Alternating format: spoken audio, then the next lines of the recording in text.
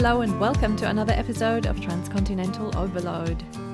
I'm Stephanie, your host. Well, actually, I should say Steffi, out of solidarity with today's guest. I have another Steffi on the show today. She is an English Steffi, and not only is she called Steffi, but she also lives very close to my hometown in Bavaria in southern Germany. I've been following her on Instagram for a while now, and of course also her blog, The Adventures of Steffi, which is really good. She is so funny. She's got a really good sense of humor, and I really love her expat and language learner insights. But also she posts really beautiful pictures and stories of Bavaria and all those places that I love and miss so much. So I kind of get my little home fix vicariously through her when I can't be there. But, and I'm so excited to say this, as you're listening to this episode, which we actually recorded at the beginning of June. But yeah, as you're listening to this, I am actually in Bavaria. Well, provided that our plane took off and we actually got here through all the tests and airports and all that kind of stuff. But yeah, so while you're listening, feel free to imagine me sitting in a beer garden somewhere with a view of my favourite lake and the Alps, a glass of wine or maybe an Aperol Spritz in hand, just enjoying life. So, let's hear Steffi's story. Welcome, Steffi, to Transcontinental Overload. Thank you so much for having me. I'm so excited. The obvious thing to ask you is, were you a Steffi before you moved to Germany? No. No, it actually started as a joke. One of my childhood friends lived in Switzerland for I think about 4 or 5 years. She works for Nestle, the chocolate company, and so she lived in Switzerland, so she knows a little bit of German. And we had a big get together. They're a group of childhood friends.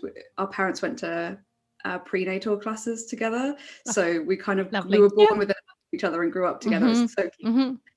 And she started calling me Frau Steffi before I moved, and then it just became a thing. And when I moved, I realized that Steffi was like just the most common female name in Germany, or certainly in Bavaria. So I was just like, it's just easier for me to change it. Yeah. So do your friends back home call you Steffi as well, or what do they? Except for your one childhood friend. Yeah, it's still Steffi. Funnily enough, that same friend from my childhood, she made me something and sent it to me, and she sent it to me as Frau Steffi and then I had to go and collect it from the post office, and of course you have to take your passport when you go to the German post office, and the woman was not happy with me because I tried to explain to her in my broken German that it was a joke and that this is my name. No. And this is me. And they take it very literally. So it's like, it doesn't say that anywhere in your passport. She was like, you need to talk to your friends. It's not funny. Yeah. I thought that in itself is hilarious. And I bet your friend loved that when you told her how much of a pain to get that. That's great. So let's backtrack. Obviously, now we know you're in Germany and you're from England, but let's go back to that. How did you end up in Germany, and where you're from in the UK, and all that kind of so I'm from a little city in the UK, and it's a really small city. It's called Hereford, and it sits on the Welsh border, but it's not in Wales. The people of Hereford get very angsty if you tell them it's in Wales. It's a big thing. And we moved me and my boyfriend, who's also English, moved to Germany in 2019. And because he got a job offer over here. So that was the reason that we moved, but we never had any intention it wasn't anything. We'd actually previously talked about moving to Australia for a year because it was something that neither of us had done. And we wanted to go somewhere where they spoke English. Of course. So we were talking about Australia. With better weather. Better weather.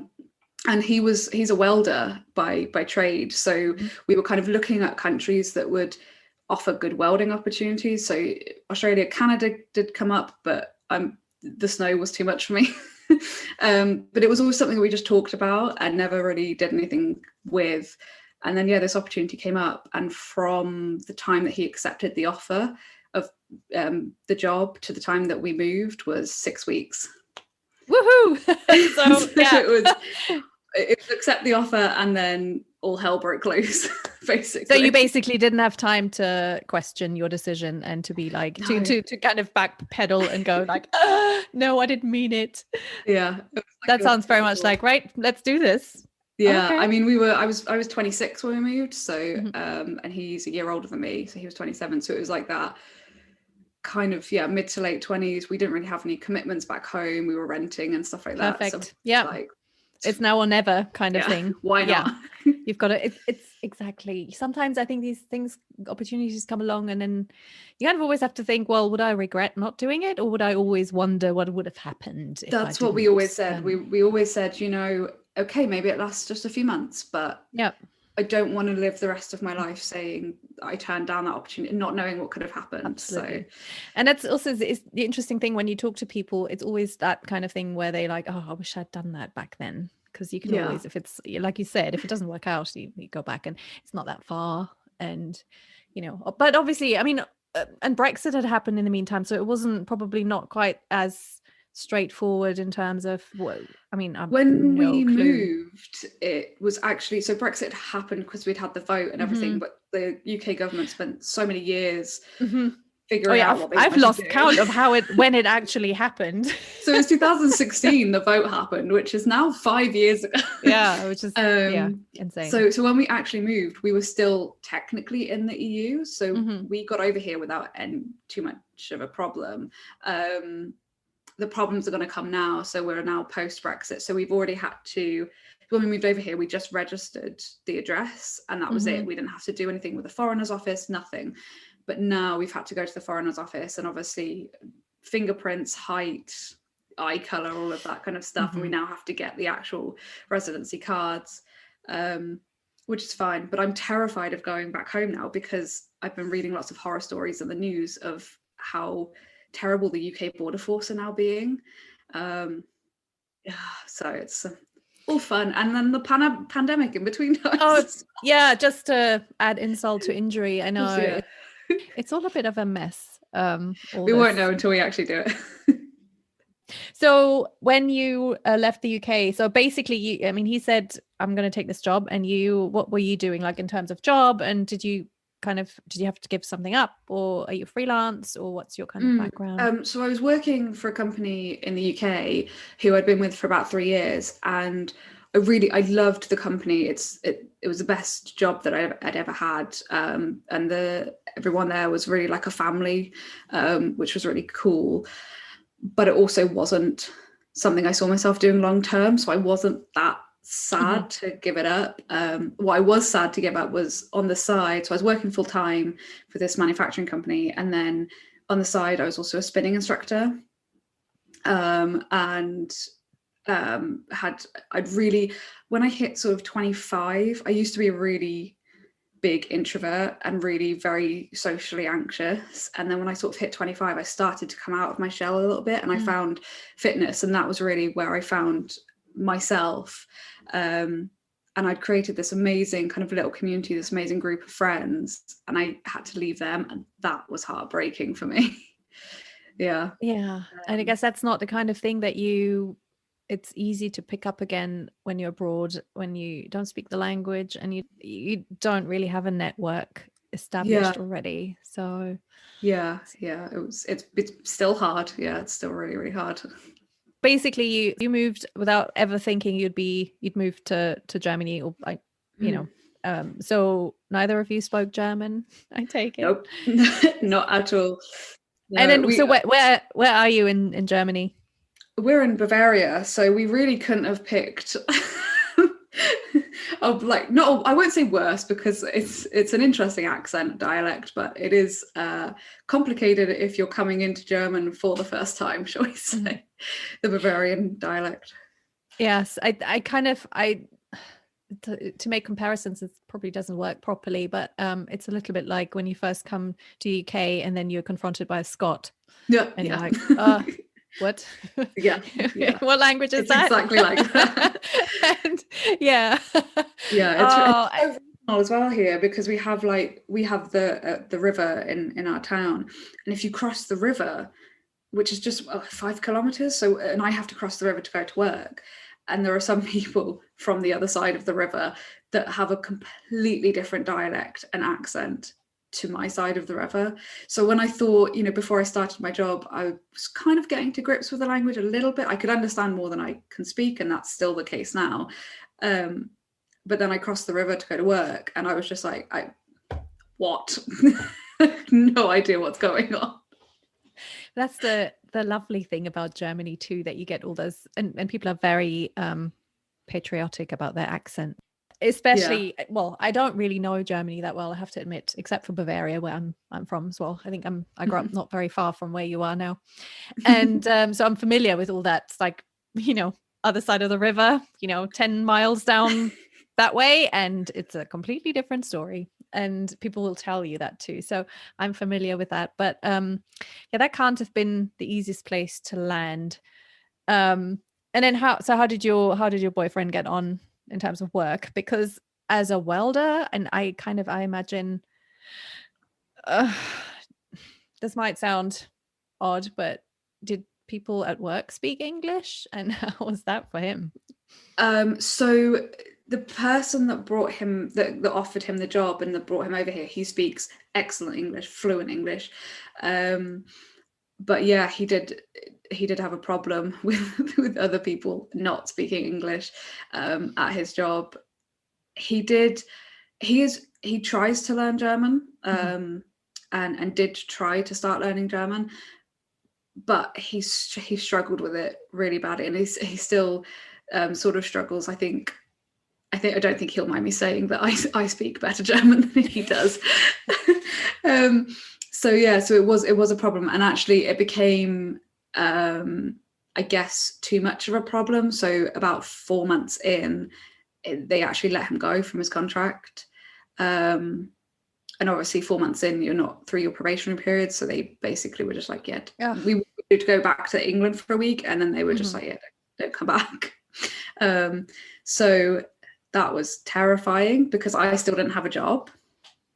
So we kind of had to decide what the hell we were going to do, whether we were, like I said, originally we decided if it's just a few months, it's just a few months. But the problem by that point was we'd signed all of these contracts and leases and stuff. So it was, and German contracts are binding. Yes, and they don't really do the short-term rentals and things like that. 3 months notice to get out of anything. Yes, yeah. But also, I guess it's that point where, and you're like, you're not ready to give up either.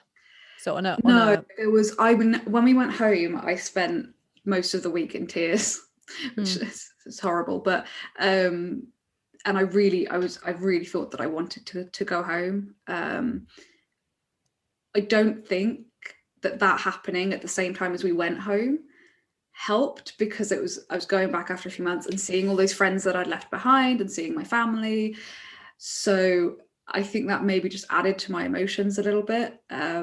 But yeah, when we came back, it was, my boyfriend definitely, his attitude completely changed. He became so stubborn, and he was just like, no, this is not the end. And so he went frantically searching for a new job, and luckily he did find one at the beginning of 2020, and then I ended up getting a job as well. So it all worked out. So it worked out. Yeah. But that I so feel, I empathize, because going back, especially after not that long, it's such an emotional roller coaster when you feel like you're just about getting settled, or you're just starting to find your way around, and you're like, okay, and then you see people, and then all it takes is one person saying, oh, why don't you come back, and then you're like, oh. Yeah, which is exactly what my best friend did. She was like, why didn't you just come home? We won't think anything less of you. And I was just like, oh god. So it was difficult, but we made it. I go through this every year. I think when we go back, well, we used to go back once a year, for the last, has it been now? What's it been now? 11 years. And it's always been a little bit of a like, oh yeah, what if? And so last year, because we couldn't go, it actually helped in some ways to be less homesick, because it's like I had to make do with what I here and explore here, and I didn't have that same kind of roller coaster. It was a different one because obviously the pandemic is it's just been so terrible, but but in some ways it helped. So I'm a little nervous this year. I definitely think the pandemic helped in that way for me as well. I do think that the fact that, because I got my job in March 2020, and then of course it all fell down, and luckily I kept my job. My boyfriend kept his job, and we're still employed at the moment. I'm on Kurzarbeit, the short working hours, but it's still have a job. I can still go in and I still get some money at the end of the month, so I'm not complaining in any way, but I think it's helped my bank account to save money, but B also I got to walk around so much and explore the local area, and last summer when things eased up a bit, it really helped to be able to go traveling but locally and really dig deep into Bavaria. I mean, we spent a few Sundays and we started doing it again this year on a Sunday where we just leave the flat and we just drive and we don't put Google Maps on, and we're just like, let's go south today, let's go north. And you find these little tiny villages and towns that are so beautiful that don't come up when you Google tourist spots in Bavaria. So it's that's amazing. That's really lovely in that way. That's such a great idea. I mean, you are in a very good spot for that kind of thing, I think. From in terms of the countryside and the proximity to so many and other countries too. So once it's easier to travel, cross borders, and it's not far. To Italy last year, to South Tyrol, because Zach's uncle and aunt actually live in South Tyrol. It's so gorgeous. So and that was like 5 hours drive for us, and especially from the UK, when you're from this little tiny island where you have to get a plane or a ferry to go anywhere. We drove through Austria and then into Italy, and we were just like, oh my god, you can do this so easily. It takes 5 hours to drive from where I used to live to like London. So that was really cool. If I drive 5 hours, I'm still in Texas. I'm still in the middle of Texas, of course. The USA is so big. Yes, the whole road trip thing. So I went to Tennessee for my 21st birthday, and we landed in Knoxville. My dad took me, and my dad had a colleague in Knoxville, so we landed in Knoxville and stayed with him for a night, and then we drove to Nashville because that was my love, country music, and at that time I was obsessed with the TV show Nashville. Oh yeah! Oh, so I love that so much.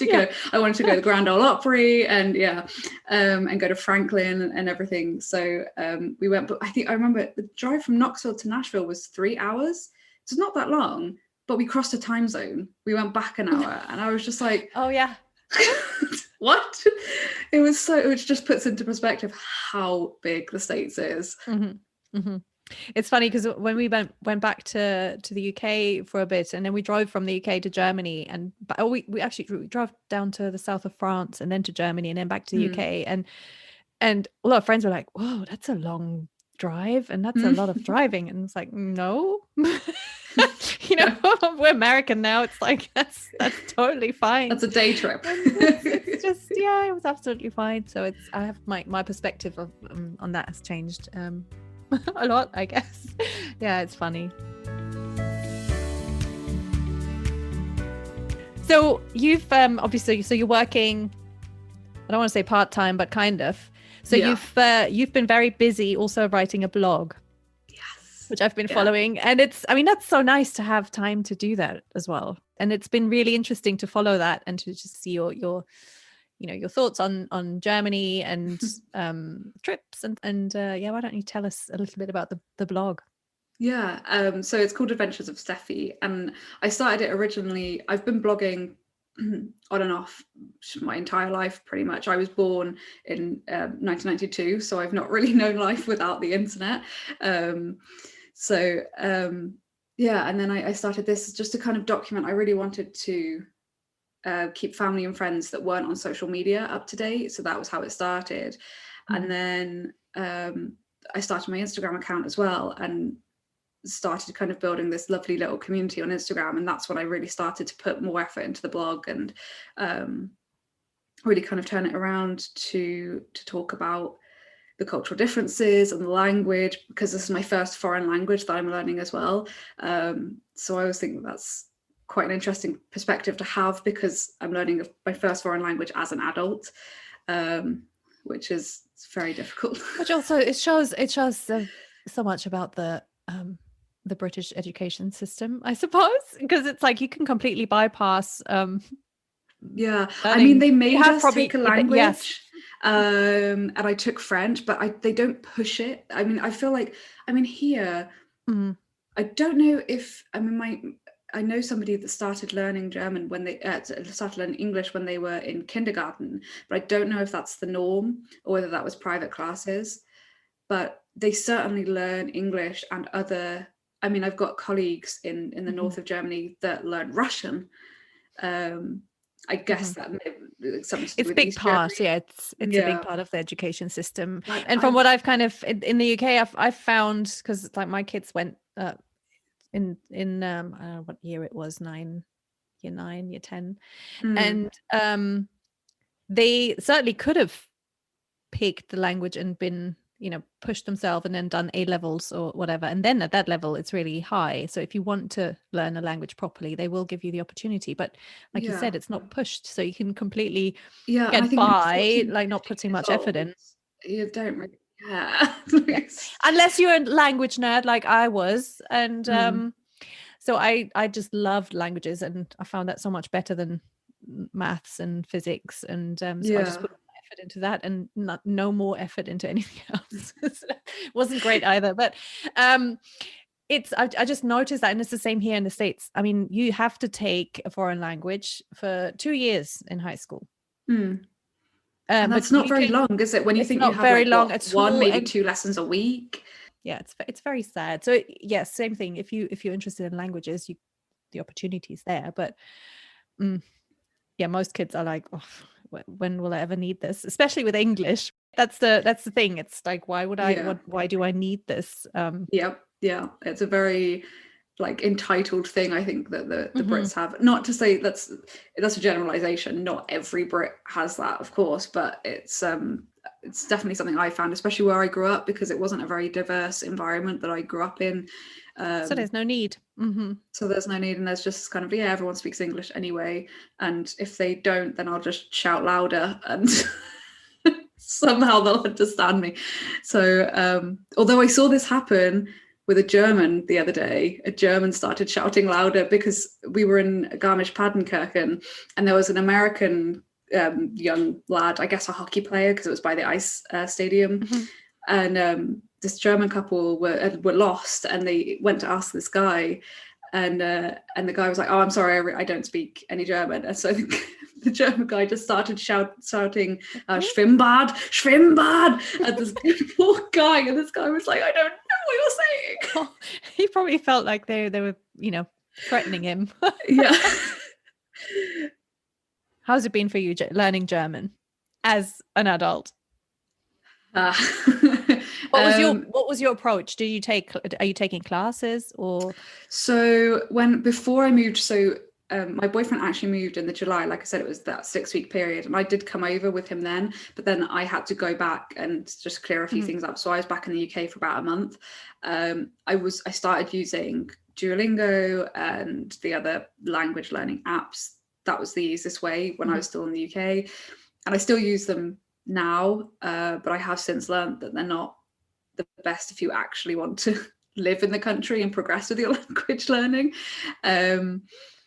So when I got here, I took a course at like the A1 level course in a classroom, and then I also took A2 as well in a group course, which was really fun because you got to meet, there was like 4 or 5 people in the class, and they were all from different parts of the world, and I felt so stupid because like I said, I was English was my only language, but there was like other people there from like Colombia who spoke 5 languages, and this was their 6th that they were just adding to the list, and I was there Just like, oh, I speak English. And of course they spoke English fluently as well, so they could converse with me in English.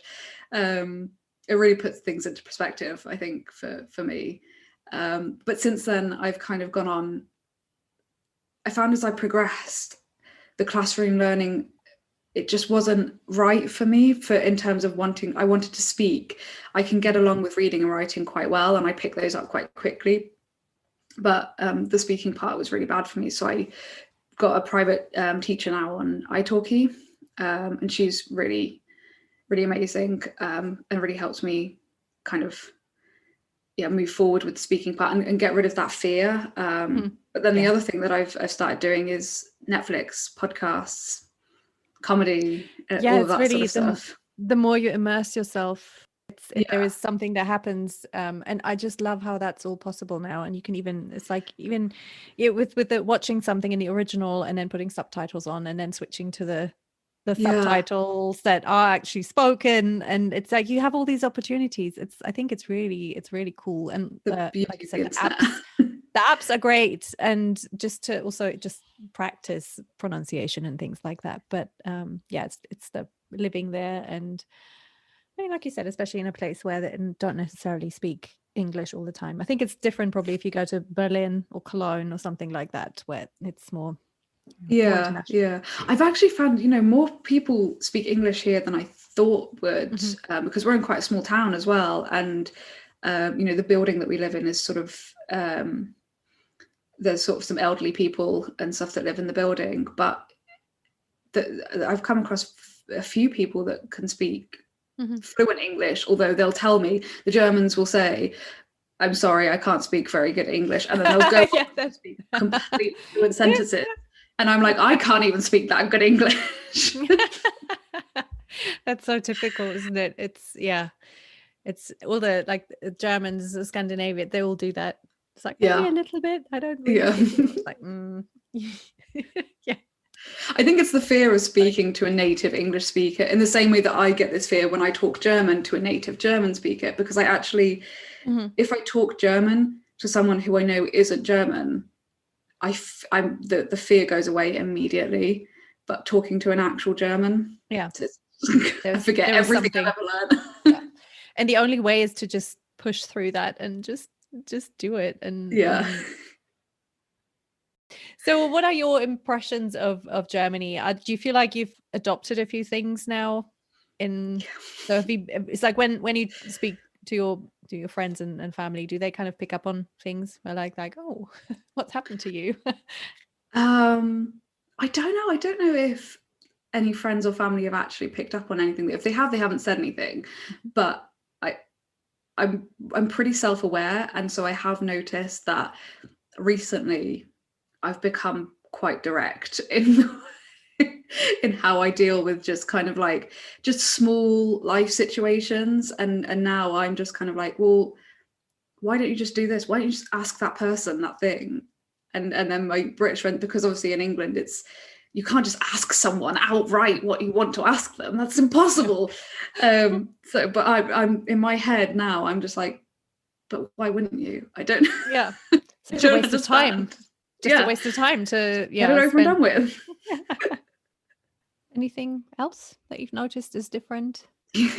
I'm interested to know, because I do find, and again, I don't know if that's a Bavarian thing, a regional thing, but the streets here are so clean. And that's something that just wasn't, and the roads are really, really good. Whereas in Britain, they're just full of potholes, and the roads are really slow in Britain. The Autobahn, of course, here is the norm. Like, that's just how you get around. So I'm interested to find out when we do get to go back, if there'll be like a little bit of reverse culture shock, where I'll just be walking around the streets of England being like, this is so dirty.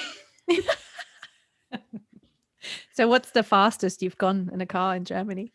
So I actually haven't driven a car for over a year now, because I made a scratch on our car we've got a teeth garage, the garage underground, and I was trying to we've got a big Mercedes because Germany, and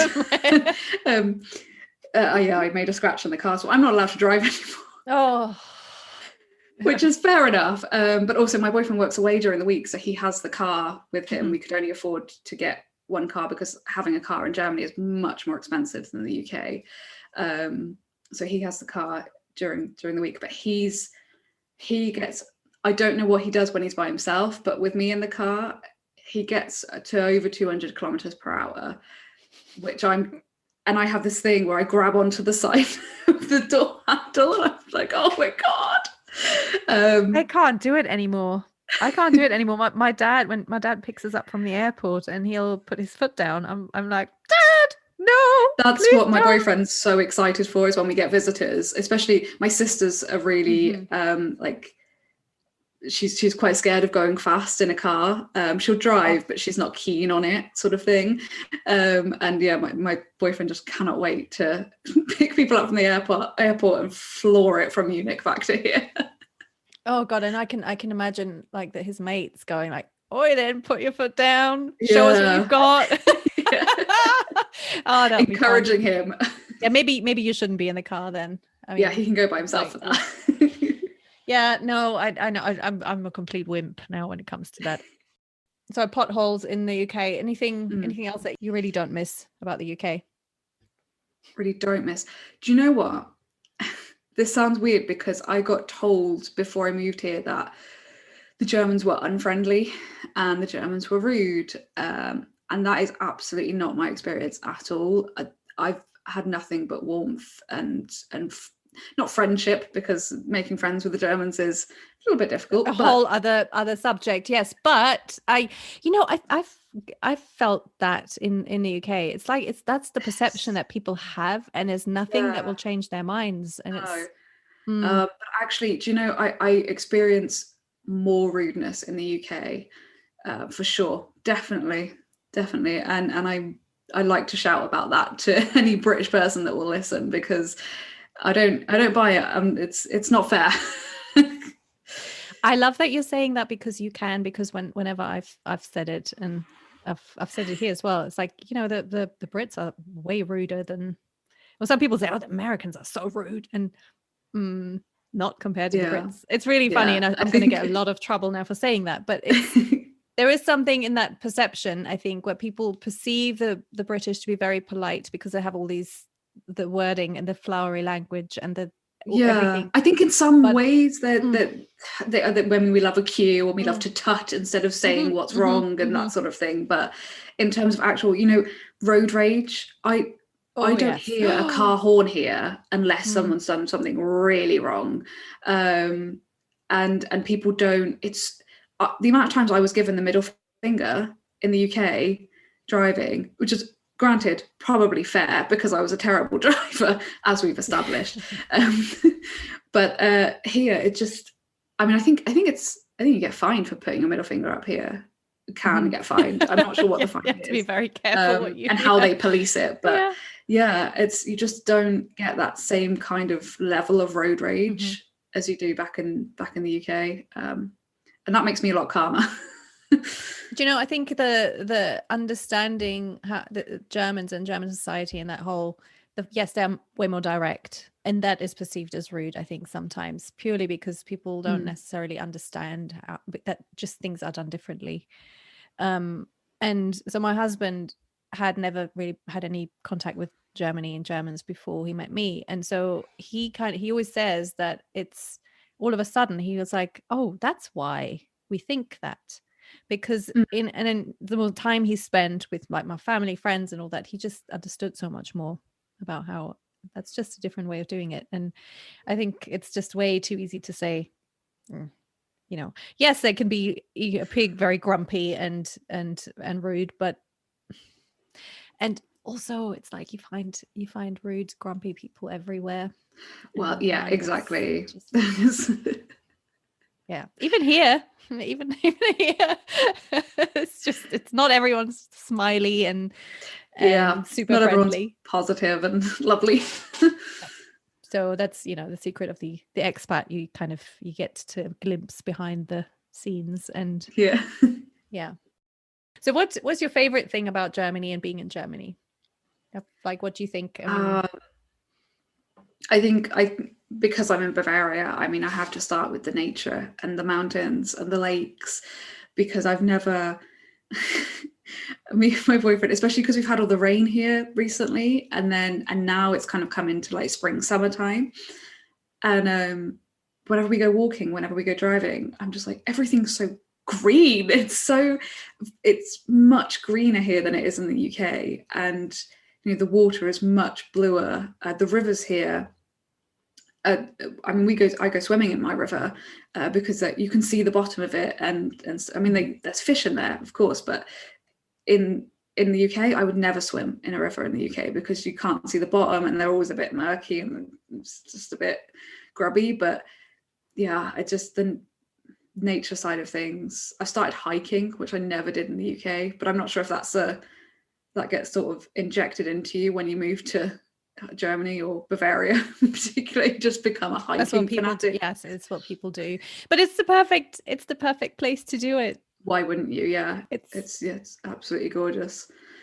And it's just, I think as well, the local councils here, for me, from where I came from in the UK to here, they do so much more for the town. You know, you see people on the side of the road, and there's like plants in the middle, in the pedestrian crossings and stuff like that, and on the sides of the roads, and they come and they take the branches off the trees that are like falling into the road, and they prune all the flowers. And it's just, I don't know, it makes all the difference, I think, to how you feel about the place that you live in. I mean, I absolutely love the little town that we live in, and that's why we won't move. My boyfriend, his new job is actually quite far away, and he stays away during the week, but we refuse to move because we've hit the jackpot with this place. Oh, that's lovely. That doesn't sound like you're going to be moving back to the UK anytime soon. No. Originally we said, obviously we had that little rocky patch at the end of 2019, and then things kind of got better, and I had another rocky patch kind of last year. I think but I think that was the pandemic. I had a really big bout of homesickness, and also Brexit coming up. And I think it was the fact that I physically couldn't visit my family that was kind of causing a bit of heartache. But yeah, I do think, I mean, we've made the decision that we'll stay for 5 years now, because I feel like I'm only just getting to grips with Germany, and I'm only just integrating, and we've been here nearly 2 years now. So I feel like I need a little bit more time now to really fall in love with the country before we make a decision on whether we will move back home or not. But yeah. And it does take time, doesn't it? It's so hard to make plans, especially these days, but but it sounds like a solid plan. I think 5 years is a great time to be in a place to really get to know it. I think as well, because it's after 5 years you can apply for your citizenship if you want it. I mean, you have to be fluent in German to do that, so we'll see. There's a goal. 5 years. Yeah, you can do it. I know German's hard to. I'm so glad I don't have to learn it. I've said this numerous times. Yeah, although I'm losing it now. Yeah, my German teacher says as well, because she has lots of like students from places like China who are learning German, and they pick it up very easily and very quickly. Or if you grew up as a bilingual or trilingual child, then it's of course easier to pick up a new language. But she did say that if you're an English speaker, it's difficult to learn any new language, but especially something like German, where you have, you know, the word you in English. It's about 20 different ways you can say it in German. And it's remembering the different cases and how to phrase stuff. But my colleague did something. I was on the video call to my colleague yesterday, and I messed up a case, and I knew that I'd done it and started to correct myself, and then I got embarrassed. And he said, no, it's fine. My son actually always asks me why do we have to change the word. So he was like, it's okay, German kids don't understand it either. No, so and I was like, and as okay, that makes me feel better. You can ask Germans, why is it like that, and everyone will be like, it's just because that's the way it is. Yeah, and I asked my German neighbor, why do you say this, or why are things like this, and she's just like, yeah, it just is. I guess when you grow up with something, it's You don't question it, of course. Standard, yeah. I've tried to bring up my two kids speaking German, and they still, I mean, they make horrendous mistakes with all the cases, but it's like, you know, you can only do so much. And I always wanted them to just be able to speak freely, so I wasn't a complete, like, every time correcting them and all that. I just didn't like that. So, but it just showed me how difficult it is to actually learn the language. And it does not come naturally at all.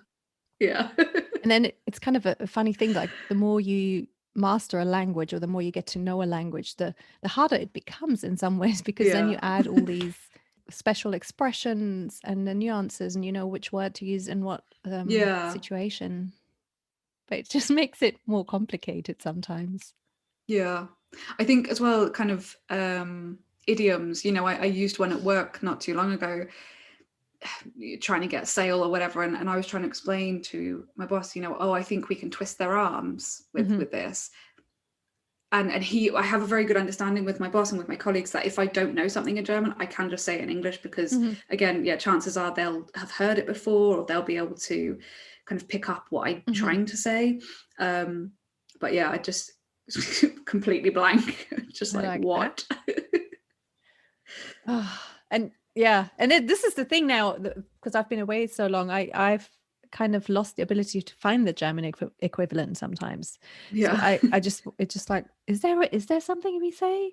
And then I get all muddled, and then I don't even know if it's American English or British English, and then I'm just like, I guess that's the thing as well, with having lived in both America and it's awful. It's really awful, because I don't have that. It's not like native speaker sense of, you know, that saying the right thing or saying something and just knowing. And then it's like, am I just making this up? Is it a translation from German? And my head explodes, and I'm like, That's my favorite thing now, is to say German words but as the English direct translation. Like Muskelkater, muscle hangover. Brilliant. It's just there's some really good words, and I know that you just can't. It's, I think, like, as well, like a shoehorn in German is actually a shoe spoon, I think. So, and I just it's stuff like that I just love. I think it's so funny, and I actually prefer to say them the direct translation in English as well as German, because I just think that's just so fun. Why not make speaking fun? It's fun. No, we honestly, we always say hand shoes. We don't say gloves anymore. We say hand shoes, because excellent word. It's so much cuter, and so we do that. And I think our kids grew up with some strange Denglish words that who cares? It's the mishmash, and some words are just better. It's like Schadenfreude, isn't it? Schadenfreude is like just brilliant. We don't have anything like that in the British language. But we all feel it. So that's a good one, but that's kind of exported to, I think everyone knows that now. That's like a more globally used. You can use it in English as well, and people will know what it is. But well, we could talk about language and expressions and stuff for ages. So well, and like I said, I'm a language nerd, so I tend to go down a rabbit hole with that.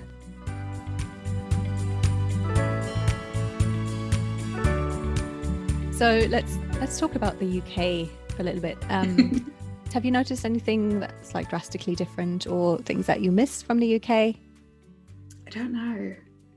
It's hard. I think it's hard. I've learned, what's interesting is when you grow up in a place, especially in Britain, I don't know if you noticed this when you lived there, but we really hate the place we're from. And we really, but if someone dare insult the place we're from, all hell will break loose. So it's a really complicated relationship that Brits have with their hometowns. And until I left Hereford, I don't think I really realised how much I loved it. And since I've left, I just, and I see, I've started following a couple of photographers that work in Hereford specifically. I just see all these beautiful places that I grew up looking at these buildings, and never once did I look at them and think, God, that's such a beautiful place.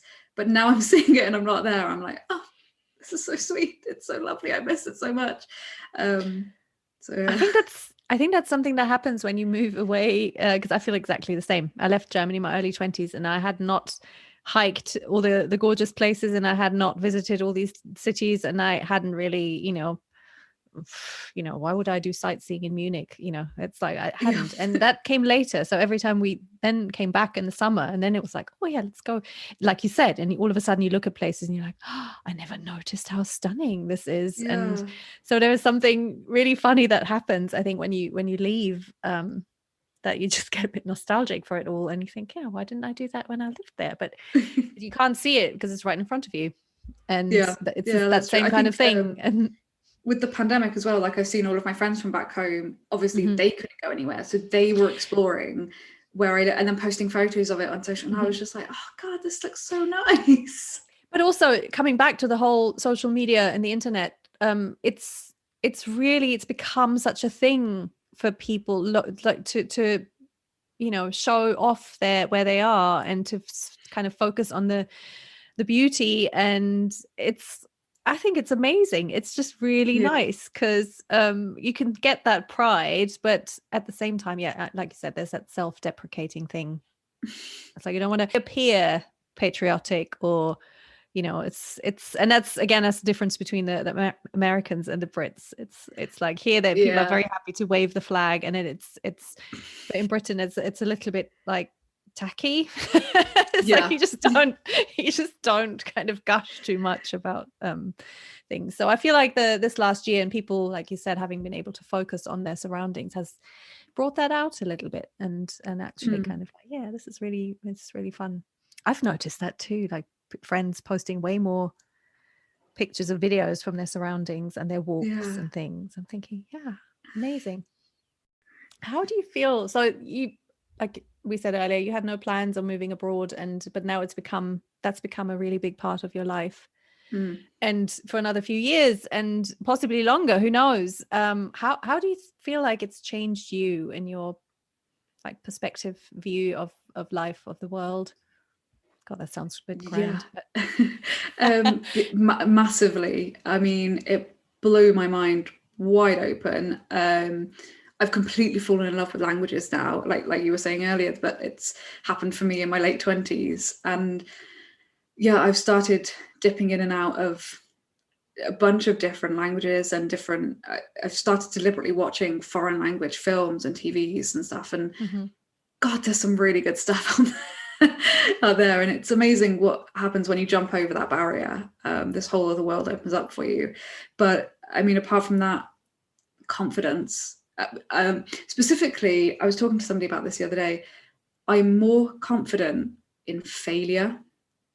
So I'm more confident to fail now, if that makes any sense whatsoever. But I think the whole moving abroad thing is such a risky thing to do, as we found out. And I think you learn to just kind of roll with whatever it is that's going on. And if things go wrong, then you find a way to deal with it better. I don't know. It's just, I'm not so scared of messing up or screwing up or failing anymore. So I think that's definitely a good thing. Yeah, no, that's a great thing. And I think that's honestly, that's what happens to people who leave the familiar behind, I think. Yeah. Because you always have that, and you it's like, of course you'll fail in some ways because you are the new person, you don't know the place, and you have to put yourself out there, but it's still rewarding. And like you said, that alone gives you confidence, just doing that. So I think when you move back eventually, or if you move back to the UK and you have that knowledge that you've dealt with all this, and you'll probably look at things there in a different way, I imagine. So that'll be quite an experience. Yeah, I wonder now if I could, I mean, again, we'll see when we do get to go back, but I often wonder if I actually could move back to my hometown. I mean, I always loved the north of England anyway. We took a few holidays up to the north. I went to the best gig of my life in Newcastle because the crowd were just so much, like, they were more willing to party than gigs in London. I find, like, whenever I've been to a gig in London, it's very art schooly, stand there and judge everything, whereas in Newcastle they were just getting drunk and up for a laugh. So I wonder if we've moved there. Also, if you are into hiking now and all that kind of thing, I guess I've heard like English friends say that if they ever move back, it would have to be somewhere where they could get out in nature and like easily have access to all these. It's so funny because almost every Bavarian I spoke to, that they ask where we're from, and then you kind of have to kind of explain, because there's that kind of thing of where is it near that you can describe that's like that they're going to know. So I always just say that I'm from Wales. Sorry to Hereford, but that's the easiest thing for me to say. But then they always go, oh, I was in Scotland last year, or we took this beautiful holiday to Scotland. And I started noticing this, and then I kind of said to my boyfriend about it, and he said, you know what, I've got the same thing. Whenever I talk to someone from Bavaria, they've always been on holiday to Scotland. Why? Why do they love Scotland so much? But then we worked it out.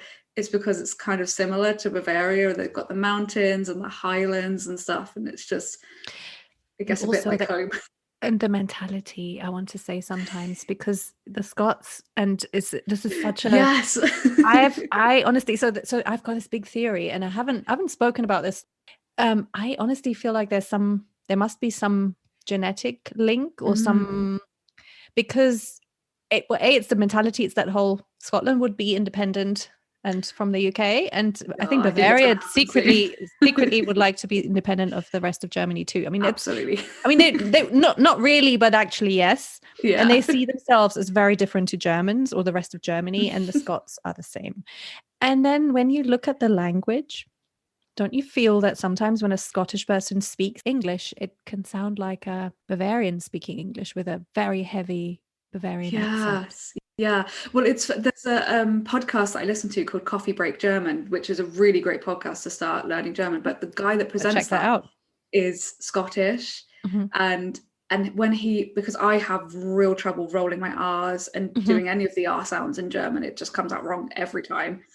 But and I was like, how are you so perfect? And then I realized he's Scottish, and they do that in the Scottish accents, the language.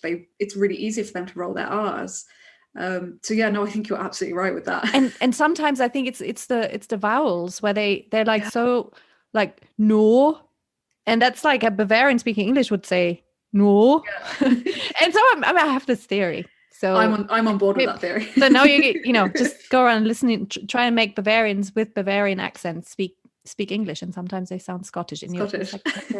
So I wonder if there's been any research done, because that's something I've always said this from when I first was in the UK. Like, this is that kind of sounds so similar, and the sound. Yeah, there's that like Swiss, Austrian, Bavarian kind of. There is a certain link. I'm going to have to find out now to see if there's been scientific research done into this. Absolutely. Oh. Well, this has been so much fun. You made me really homesick now. I'm like, I'm going to have to, I don't know. Well, we don't have to quarantine, I think, in Germany, because we're vaccinated. So I might be able to go on some hikes. I really want to. I really need to kind of, after 2 years, I have a bit of a need for all that kind of fresh Bavarian air. Yes, absolutely. And it hits differently. Yes, it's gonna be very nice. So. Yeah. So to bring our conversation to an end, I always like to ask this at the end.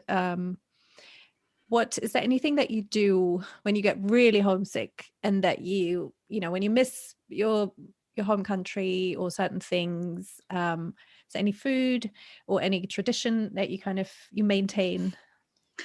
I think with food, it's definitely we found the supermarket Rive sell the closest version to proper Heinz baked beans that we've found in Germany. And whenever I go, I buy the entire tray. And the woman at the till looks at me like I'm crazy. Luckily, they sort of know us now, and they're just like, oh, it's just the English people. But yeah, so I think baked beans. So are they the real UK? No, because we've bought Heinz baked beans before. They said they do sell them here. They're more expensive because they're not all the same. Because I'm you'll laugh, but we have, and you can buy Heinz baked beans here in every supermarket, of course, because they're produced here and all that. But we get the British ones. We import them. Yeah. We get like a couple of trays every few weeks. We have a delivery of baked beans, and people are laughing because they're like, well, but we have them here. And it's like, no, they're not the same. There is a shop online. I have found a shop online where they do import British stuff. But they do. So we bought Heinz baked beans in the supermarket here, but they don't taste the same. I'm not convinced that they're probably the American ones. Yeah, because they're not the same. I'm telling you, we've researched this. They're harder bean, and they're not that.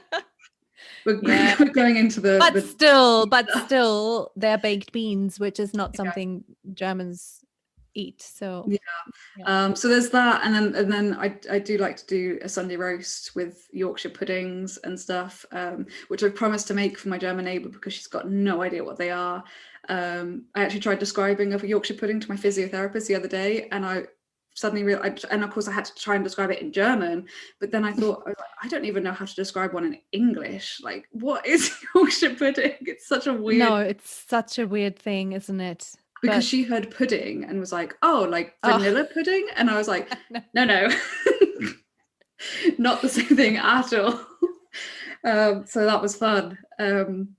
But I think aside from food, because I could talk about British food all day, it's British TV, like specifically British comedies. I think comedy TV shows and films and stuff, because there's such a uniqueness to British comedy that it just it fills my heart with so much joy. That's what makes me patriotic, is British comedy and British humor.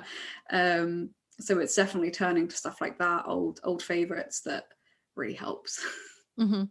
Absolutely. And I think if you come from Britain, you have that expectation as well. And so I was really, really happy when you posted about German comedians. So that was amazing. Like very recent, and because that was so eye-opening to me, because like I said earlier, I'm so far removed from my home country now, and the comedy when I left, I mean, oh my God, it's just nothing. It was terrible, and it seems to be pretty new. And it's a new development. I've really noticed that, and they're really good. There's some really good stuff in there where it's like, I didn't expect this. This is amazing. So we watched them the other day, and so even my husband had to admit that was pretty good. He would never, as a Brit, he would never ever admit that a German comedian is funny. So so I was so happy to read that. And but yeah, obviously from a British perspective, that means a lot. No, German comedy is really good. I'm glad that I found it, because it helps with the German learning, but it also helps with the homesickness a little bit, because comedy's my thing and it's what I love. That's what has helped me through so many of my difficult times. So to find comedy in another language that I can sort of understand is just perfect. And comedy is such a wonderful way of, it's like a glimpse into the national psyche. I feel it's just, it nails things that you couldn't, if you read a whole essay about it or watched a documentary about it, it wouldn't have the same impact. But comedy has that ability to it's like so explain something with one kind of little take, and it's lovely. Any particular like British favorites of yours? It's probably got to be kind of the TV shows and the films. There's one which I've been thinking about a lot, because the guy in it died recently, sadly, but it's called Friday Night Dinner, which, I mean, it's just based in these people's house, and it's a Jewish British family going around the kids go around for Friday Night Dinner, and that's literally it, but all kinds of shenanigans, and it's just so funny. And then there's the classic, I always tell people to watch this film, I always tell people it's a documentary about British life, but Hot Fuzz with Sean Pegg and Nick Frost. Because for me that's pretty damn close to my life in Hereford. So so stuff like that is definitely it's very warming and also funny at the same time, which always helps. You can't be sad when you're laughing. True. And hearing your language as well, like that always helps. Especially with Hot Fuzz, because the accent is actually always quite close to the Herefordian accent, so it's definitely helps. Very nice. We have to find those things and then kind of know what works and what helps us, get through the rough patches. Yeah. But also, and something that you can share with friends. So I'm really keeping my fingers crossed that your friends from the UK can come visit and spend some time and see where you are and go on a hike with you. And that's always really nice to share it. I'm desperate to show Bavaria to people. Well, this was really nice. Thank you so much for taking the time. And I'll put all the links to your blog in the show notes, and I love following you on Instagram. Thank you. You take care. And you. Bye. Bye. Oh, this was the perfect episode to get me excited about going to Germany. As I said, as you're listening to this, I'm already there, which is sort of surreal. Make sure you check out Steffi's blog. She has so many interesting posts on there. It's the perfect mix of serious, including some really helpful posts about mental health and resources, which a lot of readers will find really helpful. And then there are the more humorous posts, such as a recent one, 10 hilariously weird things all British mums say. Steffi is a great writer, and I'm always really intrigued by what she has to say, because she has such a unique way of expressing herself. So yes, check it out and follow her on Instagram too. All the links are in the show notes. So as I was editing the episode, I realised that we talk about Yorkshire pudding and how it's confusing to non-British people, but then we don't actually explain what it is. So I looked up what Wikipedia had to say, and this is what I found.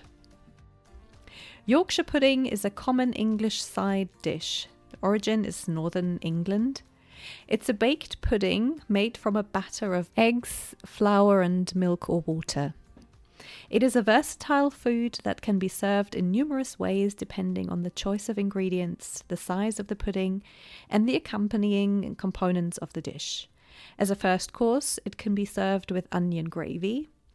For a main course, it may be served with beef and gravy and is part of the traditional Sunday roast, but can also be filled with foods such as bangers and mash to make a meal. Sausages can be added to make toad in the hole. Yorkshire puddings are similar to popovers, an American light roll made from basically the same ingredients.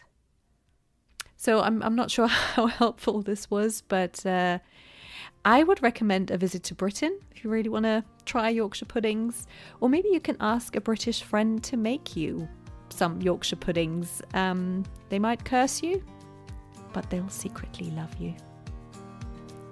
So that's it from me for today. Stay safe out there and see you next time.